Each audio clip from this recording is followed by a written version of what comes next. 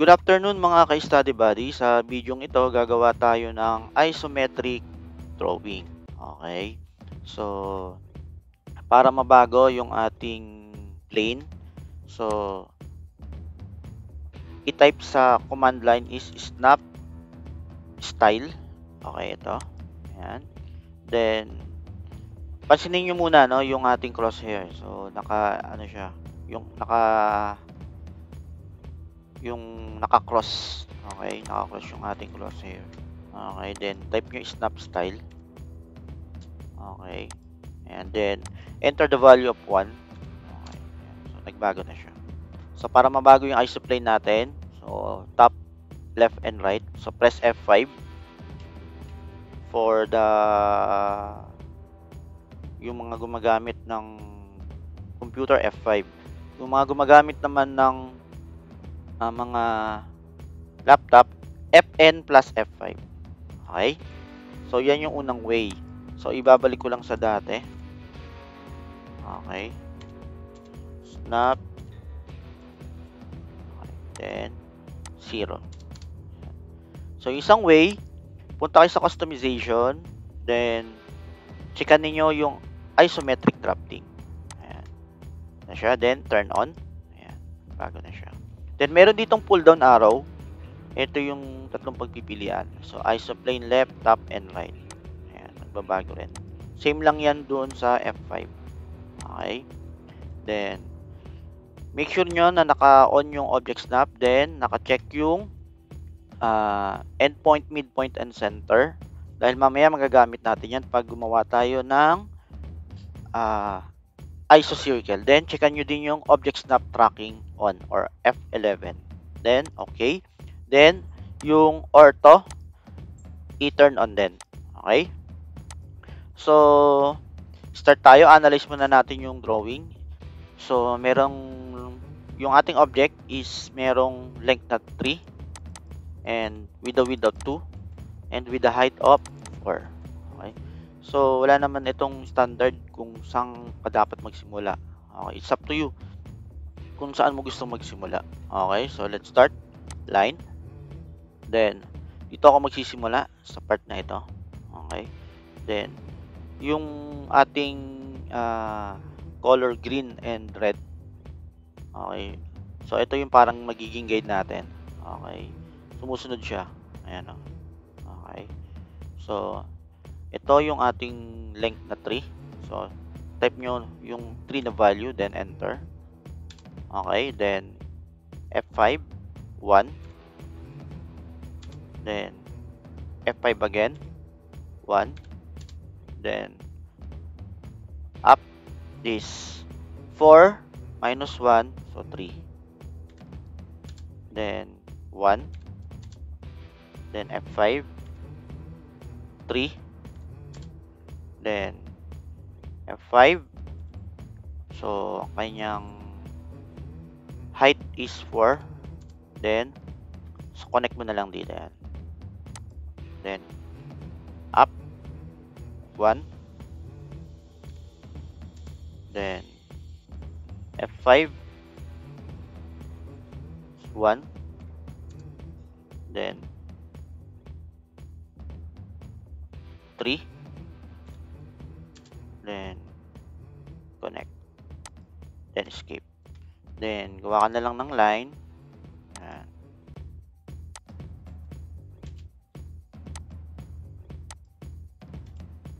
Okay. Ayan. Okay, next is lagyan natin ito ng ISO circle. Okay, dito sa image hindi ko nalagyan to ng ISO circle. So additional natin to. Okay. So sa pag lagay ng ISO circle, if ever na maka-encounter kayo ng object na merong ISO circle, so iba yung way niya dito sa yung sa line. So dito pupunta tayo dito sa ating drawing or draw. So, ellipse, then axis end. Okay, then click nyo yung ISO circle or i-type nyo ISO circle. Sa mga old version, hindi siya, kailangan siyang i-type. Okay, hindi siya napipili. Okay. Then, specify center of isocircle. Okay. So, kung naka-on yung inyong yung tracking ng object snap tracking natin, makukuha natin yung midpoint. Okay. Then, dito tayo. Then, para yung mabago, okay, yung orientation natin, ng isoplane natin. So, press F5. Ayan. So, nagbabago siya. Then, ang kanyang radius ay 0.5. Ayan. Okay. Kung hindi nyo ma-hover yung gitna, so, pwede nyo namang gawin ay kunin nyo yung midpoint, then, kunin nyo sa kabilang side, then, i-connect nyo. Ayan. Then, gawa na uli kayo ng isocircle. Axis and isocircle. Then, kunin yung midpoint. Then, press F5. Ayan. Then, 0.5 ang kanyang radius. Okay. Then, delete mo na lang to. Okay. Then, dito naman, gawa rin tayo rito. So, line. Ayan. Then, axis and isocircle. Ayan. Then, F5 para magbago yung kanyang isoplane. Ayan. 0.5. Then, delete. Okay. Next is lagyan natin ng dimension. Okay. So, for the vertical line, so, linear. Then, ayan.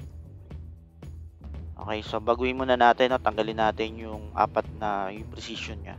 So, punta kayo ng annotation, standard.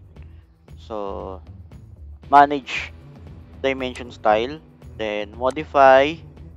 Then, sa primary units, so, gawin yung precision niya. Okay, adjust nyo. Then, text, okay. Then, okay, lines. It's up to you naman dito kung ano yung magiging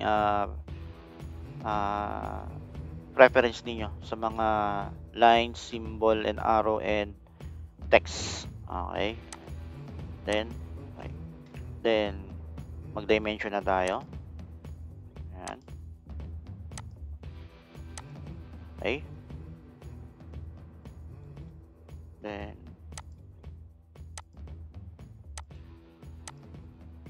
for the align,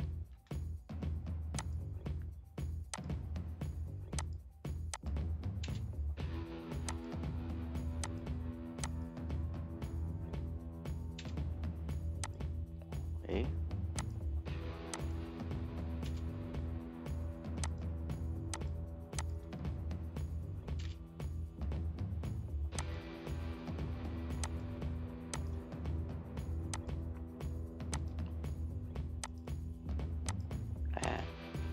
So, kung papansinin niyo yung ating dimension, so masagawa siya, no? Hindi siya naka-align dun sa angle ng ating object. Okay, so para maging maayos to at presentable, maayos tingnan, so babaguhin natin yung angle ng ating dimension. Okay. So, punta kayo sa annotate, then dimension. Okay, then oblique. Then, ang select objects, yung ating mga dimension. So, simulan muna natin ito dito. Sa ito. Then, enter. Then, manghihingi na yan ng angle. So, para ma-oblique natin. So, ang oblique angle niyan ay 150. Then, ayan. Okay. So, naka-align na siya. So, maganda na siya tingnan compare kanina. Okay. Then, next is ito naman. So, ganun din. Punta kayo sa dimension, then oblique. So, manghihingi yan ng angle. Or, pwede naman to, no? Kung ganito. Pero, ano siya kumbaga, hindi dito siya naka-point. So, baguhin uli natin yung angle niya. So, let's say, this is 30. Ayun, 30. 30 yung mas maganda tingnan. Dahil dito yung napo-point niya. Itong part na ito. Okay. Then ito. And same din yan. This is 30.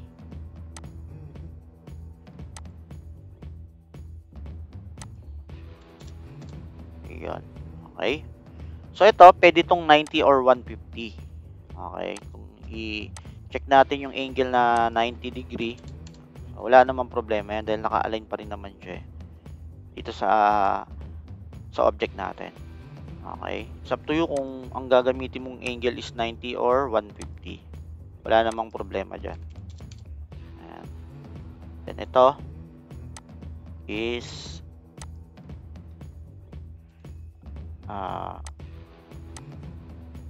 150. Ayan. Then ayusin na lang natin para maganda tingnan.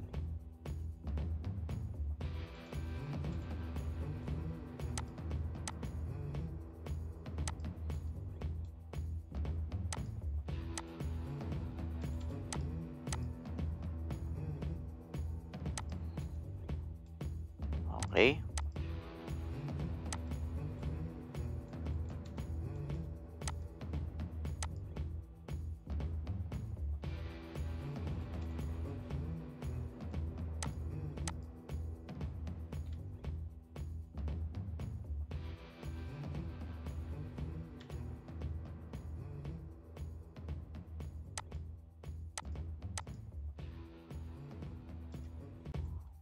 Then ito.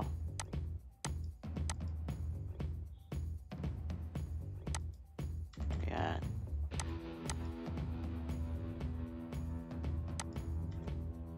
Okay. Then lagyan natin ito ng leader line with a radius of 0.5. Okay. Then specify natin yung ating location for our arrowhead.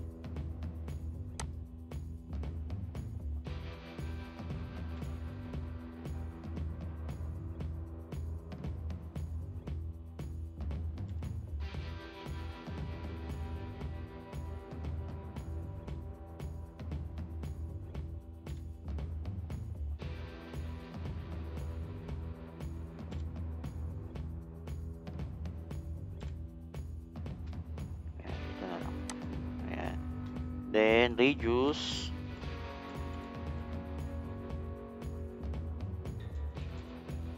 0.5. Okay.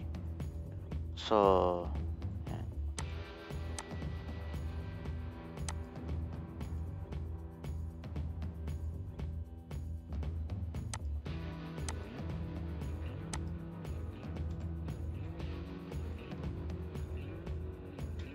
So that's all for our